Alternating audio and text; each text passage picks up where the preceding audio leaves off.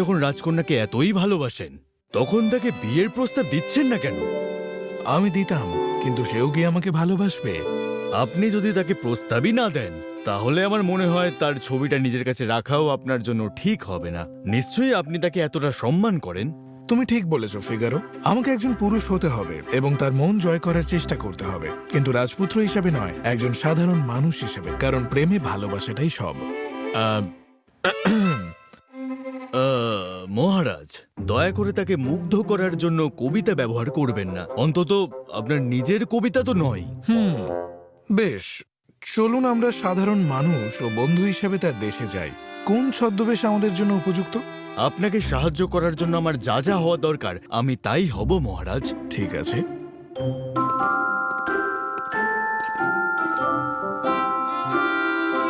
এরপরে রাজকুমার আর ফিগারো রাজকুমারী রোজালিনের রাজ্যে পৌঁছালো। কিন্তু যখন তারা শহরে প্রবেশ করলো, ফিগারো, আমার প্রিয়তম শহরটা এত বিষণ্ণ কেন? কিছু একটা গোলমাল আছে।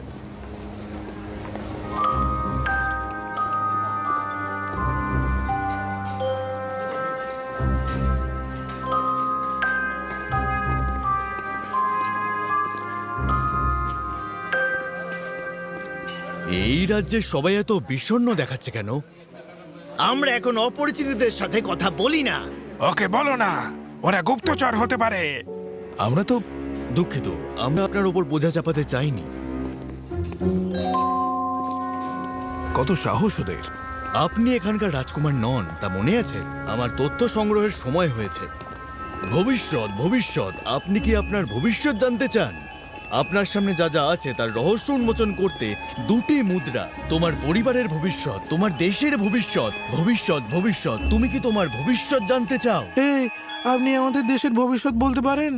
যা কিছু ঘটেছে তাতে আপনি যদি জানতে চান।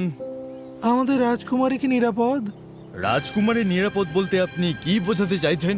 আপনি তো বললেন ভবিষ্যৎ জানেন আপনি, তাহলে আপনার কি বর্তমান জানা উচিত নয়? ভবিষ্যৎ সম্পর্কে সুনির্দিষ্টভাবে জানতে চাইলে আপনার প্রশ্নটি সুনির্দিষ্ট হতে হবে।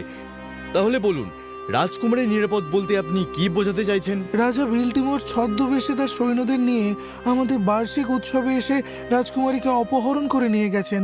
তিনি কি নিরাপদ? সবাই আমাকে এই প্রশ্নটা করে আসছে আর আমি সব সময় একই উত্তর দেখতে পাই। আমি দেখতে পাই যে খুব শীঘ্রই এক ঝলমলে বর্ম পরা বীর এসে রাজকন্যাকে উদ্ধার করবে।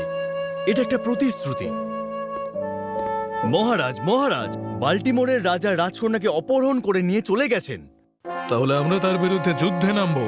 বাল্টিমোর রাজ্যটি এক বিপজ্জনক পাহাড়ের ওপর অবস্থিত। বাল্টিমোরের সৈন্যদের হাতে নিহত না হয়ে কোনো সেনাবাহিনী সেখানে আহরণ করতে পারে না। আমাদের অন্য কোনো পরিকল্পনা করতে হবে। আমরা এখনই বাল্টিমোরের উদ্দেশ্যে রওনা হব। না, প্রথমে আমাদের নতুন পোশাক জোগাড় করতে হবে।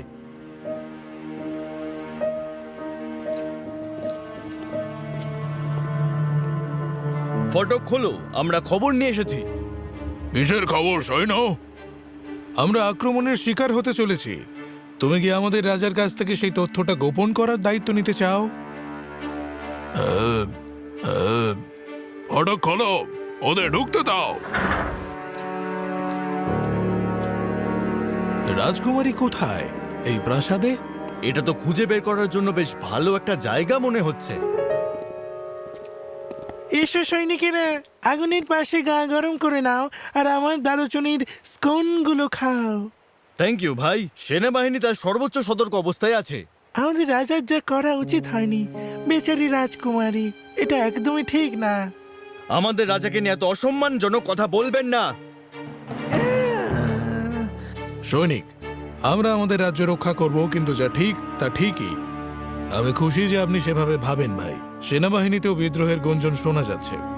কেউ জোরে সেটা বলছে না, কিন্তু এটা তো ভয়ানক। আশা করি তার আগেই যদি কেউ বেচারি রাজকুমারীকে উদ্ধার করত।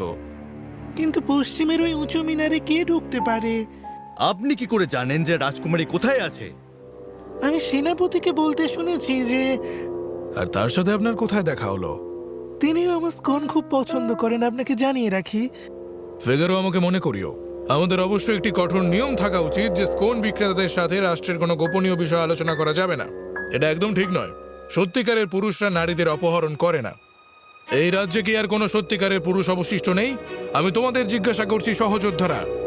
হ্যাঁ, আপনি আমাদের রাজার কথা বলছেন? না, আমি সম্মান ও হৃদয়বান মানুষের সাথে কথা বলছি। আমরা আমাদের দেশকে রক্ষা করব, কিন্তু আমরা কি অন্তত এটুকু মানতে পারি না যে এটা অন্যায়?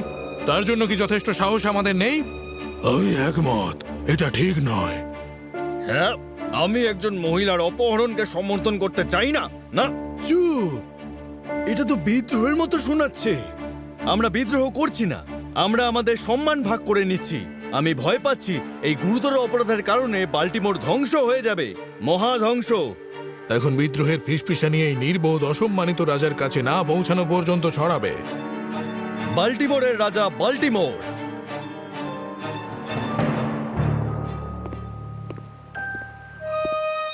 ইনি কি বাল্টিমোরের রাজা বাল্টিমোর? তোমাকে কেন দুবার বাল্টিমোর বলতে হবে? এটা শুধু এই হাস্যকর লোকটাকে আরো হাস্যকর করে তোলে। এটা ভালো লেগেছে আমার, কিন্তু তাকে দেখে মোটেও খুশি মনে হচ্ছে না। এর মানে হলো রাজকুমারী তাকে কঠিন সময় দিচ্ছে। বাবু তো নিজের রাজ্যে নিজের সৈন্য এবং প্রজাদের সামনে প্রত্যাখ্যাত হওয়া করুণার পাত্র। বদলের সময় হয়েছে মহামান্য।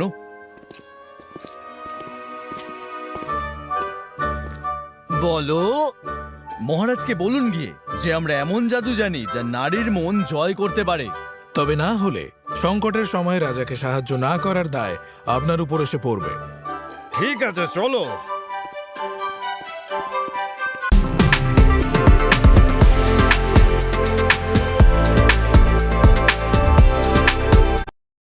ঠিক আছে, চলো।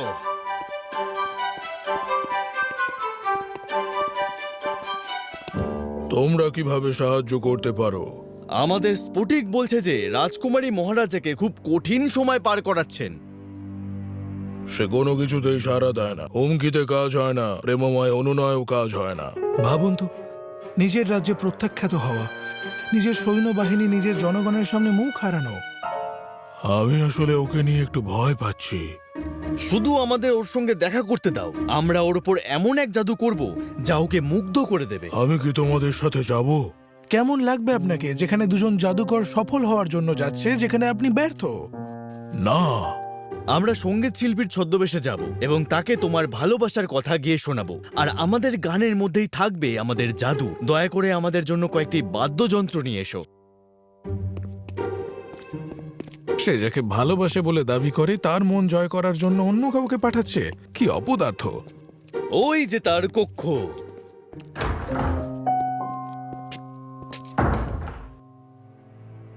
তুমি গিয়ে তোমার রাজাকে বলো, আমি তোমাকে আর তোমার রাজা দুজনকেই কাউকেই চাই না, বেরিয়ে যাও। আমরা চাই তুমি মুক্তি পাও তোমার ক্রোধ, তোমার ঘৃণার এই কারাগার থেকে। চোখ খোলো আর তুমি দেখো, বাল্টিমোরের রাজা মহান। মহারানী, আমরা আপনাকে উদ্ধার করতে এসেছি। আমি রাজকুমার অ্যান্ডন এবং ইনি ফিগারো। গাও গাও, বাইরে সৈন্য আছে। চোখ খোলো আর তুমি দেখতে পাবে বাল্টিমোরের রাজা মহান। তাহলে আমরা পালাবো কি করে? সেটা আমি আপনাকে পরে বোঝাবো।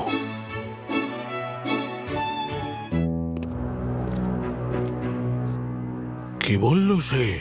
আমরা আমাদের জাদু প্রয়োগ করেছি। জাদুটা আজ রাত্রের মধ্যেই কাজ করবে, কিন্তু শুধুমাত্র যদি আপনার ভাগ্য তখনও ভালো থাকে। এর মানেটা কি? যখন আমরা রাজকুমারের সাথে ছিলাম, আমরা একটি শক্তি অনুভব করেছি যা ধীরে ধীরে আপনার প্রজাদের আনুগত্যকে ক্ষয় করে দিচ্ছে। দেখুন, আপনার বিরুদ্ধে বিদ্রোহের কোনো গুঞ্জন আছে কিনা। আপনার সৈন্যরা হয়তো এখনো আপনাকে রক্ষা করবে, কিন্তু তারা কি আপনাকে পছন্দ করে? যদি আপনার নিজের লোকেরাই আপনাকে পছন্দ না করে, তাহলে সেই শক্তি রাজকুমারকেও আপনাকে পছন্দ করতে দেবে না। কি সব বলছো? আমার সেনাবাহিনী বিদ্রোহ করতে পারে না। ওরা ঠিকই বলেছে মহারাজ। আমাদের স্কোন বিক্রেতা আমাকে বলেছিল যে সেনাবাহিনীতে বিদ্রোহের গুঞ্জন শোনা যাচ্ছে। তাহলে আমি কি করব? আমরা একটা জাদু করেছি এবং রাজকুমারী যদি আপনার কাছে কিছু চান, তার মানে আমাদের জাদু কাজ করেছে এবং আপনার চিন্তার কোনো কারণ নেই। রাজ্যের প্রত্যেককে তার কথা মতো চলতে হবে, ঠিক আছে? মহারাজ, রাজকুমারী আগামীকাল সকালে একটি পরিযোগ ভোজের আয়োজন করেছেন, যেখানে এই রাজ্যের প্রত্যেক ব্যক্তি ও সৈন্যকে অবশ্যই আমন্ত্রণ করতে হবে। জাদু কাজ করেছে, জাদু কাজ করেছে। আমরা এবার বিদায় নিচ্ছি। তোমাদের পুরস্কারের কি হবে? আমরা কোনো টাকা নিই না, এই কারণেই আমাদের অশুভ জাদু কাজ করে। তাহলে টাকা তোমরা পাও কোথা থেকে? যদি আমরা ভালোবাসা তৈরি করতে পারি, তাহলে কি মুদ্রা তৈরি করতে পারি না?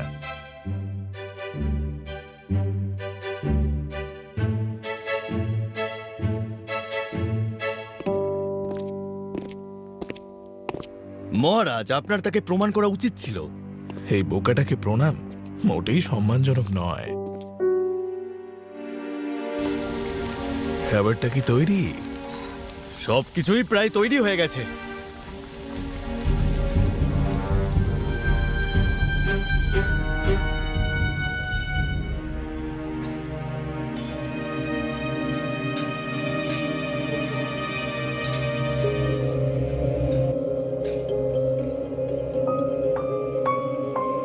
চলুন যাই মহারানী।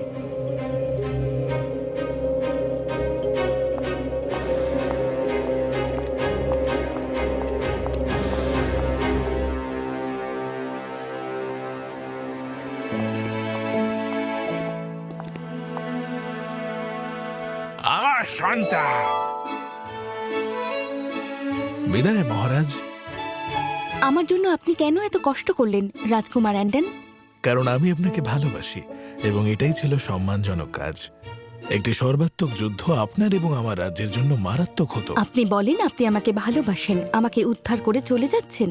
রাজকুমারী, আমার হৃদয় আপনার কাছে, কিন্তু আমি জানি না আমার হৃদয় আপনার কাছে আছে কিনা, তাই আমাকে যেতেই হবে। অথবা আপনি থেকে গিয়ে তা খুঁজে দেখতে পারেন। আমি এখনো ভালোবাসার কথা বলছি না, কিন্তু বলতেই হবে আমি মুগ্ধ। বাল্টিমোরে আপনি যেভাবে নিজের অবস্থানে অটল ছিলেন তার জন্য আমি আপনাকে শ্রদ্ধা করি। মহামান্যের অনুমতি সাপেক্ষে থাকাটা সম্মানের বিষয় হবে, এক বিরাট সম্মান।